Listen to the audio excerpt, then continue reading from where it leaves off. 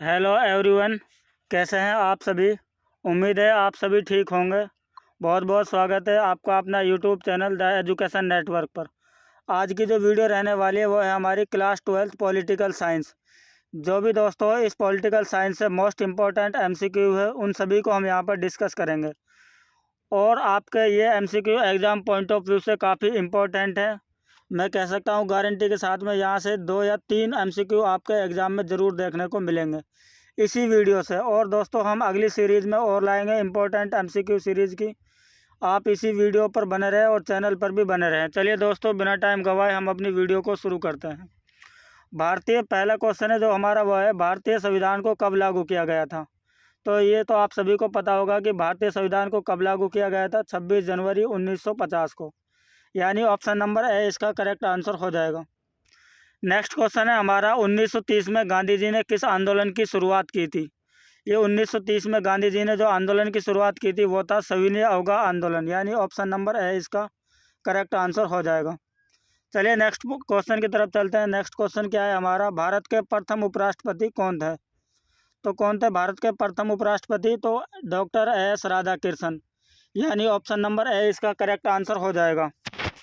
Next question क्या है हमारा, भारत में द्वितीय आम चुनाव कब हुए थे। जो भारत में द्वितीय आम चुनाव हुए थे दोस्तों वो हुए थे 1957 में। यानी ऑप्शन नंबर सी इसका करेक्ट आंसर हो जाएगा। चलिए अब नेक्स्ट क्वेश्चन की तरफ चलते हैं। नेक्स्ट क्वेश्चन क्या है हमारा, देखते हैं। भारतीय संविधान का निर्माण किसने किया था। तो भारतीय जो संविधान है उसका निर्माण तो आप ये सभी को पता होगा, काफ़ी इंपॉर्टेंट क्वेश्चन भी है, वैसे इजी क्वेश्चन भी है। डॉक्टर भीमराव अंबेडकर ने किया था। यानी ऑप्शन नंबर ए इसका करेक्ट आंसर हो जाएगा। नेक्स्ट क्वेश्चन है जो हमारा वो है, मुस्लिम लीग की स्थापना कब हुई थी। तो मुस्लिम लीग की स्थापना हुई थी 1906 में। यानी ऑप्शन नंबर बी इसका करेक्ट आंसर हो जाएगा। चलिए नेक्स्ट क्वेश्चन की तरफ चलते हैं। नेक्स्ट क्वेश्चन क्या है हमारा, 1885 में किस राजनीतिक दल की स्थापना हुई थी। 1885 में किस राजनीतिक दल की स्थापना हुई थी दोस्तों, भारतीय राष्ट्रीय कांग्रेस की स्थापना हुई थी। और इसके जो अध्यक्ष थे वो तो ए.ओ. ह्यूम एक अंग्रेज अधिकारी थे। नेक्स्ट क्वेश्चन है हमारा, पहली लोकसभा में निर्वाचित सदस्यों की संख्या थी। पहली लोकसभा में निर्वाचित सदस्यों की संख्या कितनी थी दोस्तों। क्वेश्चन नंबर 8 का जो करेक्ट आंसर हो जाएगा वो है 489। यानी 489 इसका करेक्ट आंसर हो जाएगा। काफ़ी इंपॉर्टेंट क्वेश्चन है, कई बार रिपीटेड क्वेश्चन भी है दोस्तों। पहली लोकसभा में निर्वाचित सदस्यों की संख्या थी तो वो थी 489। चलिए अब नेक्स्ट क्वेश्चन की तरफ चलते हैं। नेक्स्ट क्वेश्चन क्या है हमारा, पहली लोकसभा में निर्वाचित सदस्यों की संख्या थी। अभी हमने दूसरी निर्वाचित सदस्यों की संख्या पढ़ी थी दोस्तों, अब हम पढ़ने वाले यहाँ पर पहली। तो इसका राइट आंसर जो हो जाएगा वो है 489। नेक्स्ट क्वेश्चन है हमारा, ए.ओ. ह्यूम नामक अंग्रेज किस राजनीतिक दल की स्थापना की थी। यानी जो ए.ओ. ह्यूम नामक एक अंग्रेज अधिकारी थे, उन्होंने कौन से राजनीतिक दल की स्थापना की थी। हम मैं पहले भी डिस्कस कर चुका हूँ दोस्तों इसको, अभी कांग्रेस पार्टी की इन्होंने स्थापना की थी।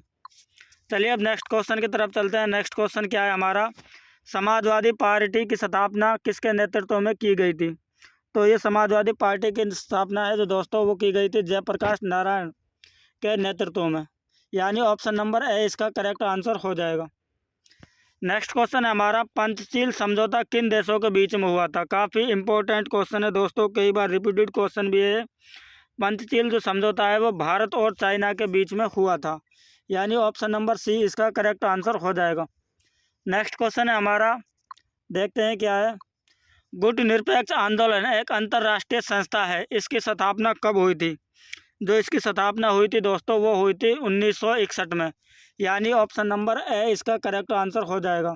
काफ़ी इंपॉर्टेंट क्वेश्चन है दोस्तों, इस वीडियो को आप ध्यान से सुनिए, बिल्कुल भी स्किप ना कीजिए ताकि आपसे कोई क्वेश्चन छूट ना पाए। नेक्स्ट क्वेश्चन है हमारा, 1952 के आम चुनाव में भारतीय जनसंघ को कुल कितने स्थानों पर विजय प्राप्त हुई थी।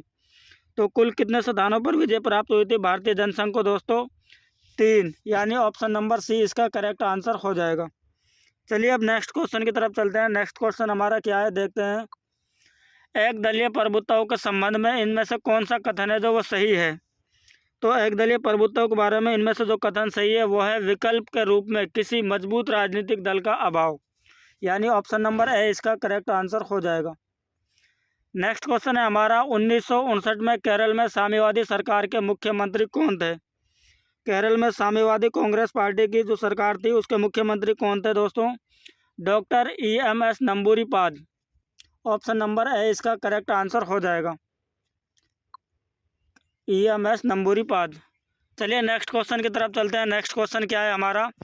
साम्यवादी जो दल है उसकी स्थापना किस वर्ष में हुई थी? काफ़ी इंपॉर्टेंट क्वेश्चन है दोस्तों आपके एग्जाम पॉइंट ऑफ व्यू से।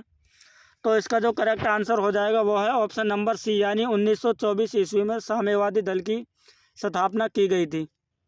नेक्स्ट क्वेश्चन है हमारा, साम्यवादी दल का जो मुख्य उद्देश्य था वो किस प्रकार का था? समाज तथा साम्यवाद की स्थापना करना, गरीब मजदूरों किसानों को शोषण से मुक्ति करना और पूंजीवादी की समाप्ति, ये सभी जो उद्देश्य थे साम्यवादी दल के ही उद्देश्य थे। चलिए नेक्स्ट क्वेश्चन की तरफ चलते हैं। नेक्स्ट जो हमारा क्वेश्चन है वो है, भारतीय जनसंघ की स्थापना का मुख्य उद्देश्य क्या था? भारतीय जनसंघ की जो दोस्तों सब पार्टी का उद्देश्य था वो था हिंदू धर्म एवं संस्कृति की रक्षा करना, इसका मुख्य उद्देश्य था, यानी ऑप्शन नंबर ए इसका करेक्ट आंसर हो जाएगा। नेक्स्ट क्वेश्चन है हमारा, निम्नलिखित में से किस दल ने एक देश एक संस्कृति एक राष्ट्र के विचार पर बल दिया था?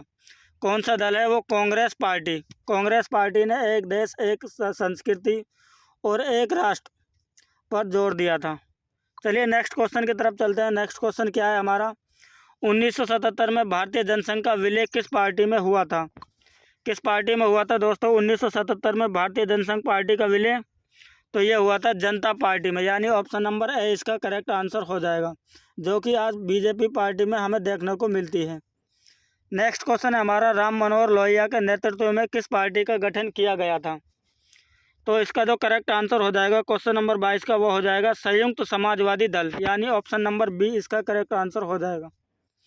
चलिए नेक्स्ट क्वेश्चन की तरफ चलते हैं। नेक्स्ट क्वेश्चन क्या है हमारा, गांधीवादी समाजवाद की स्थापना करना इनमें से किस दल का प्रमुख उद्देश्य था? जो गांधीवादी समाजवाद की स्थापना करना था दोस्तों, इनमें से कौन सा दल था जिसका मुख्य ये उद्देश्य रहा हो? तो वो था दोस्तों स्वतंत्रता पार्टी, यानी ऑप्शन नंबर सी इसका करेक्ट आंसर हो जाएगा। नेक्स्ट क्वेश्चन है हमारा, स्वतंत्र भारत की प्रथम सरकार में गृह मंत्री कौन था? जो स्वतंत्र भारत की पहली सरकार थी दोस्तों, उसमें जो गृह मंत्री का जो पद था वो किसके पास था?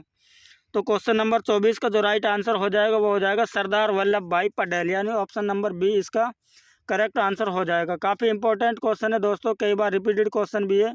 उम्मीद है अब की बार भी 100% पूछे जाने की इस क्वेश्चन की संभावना है।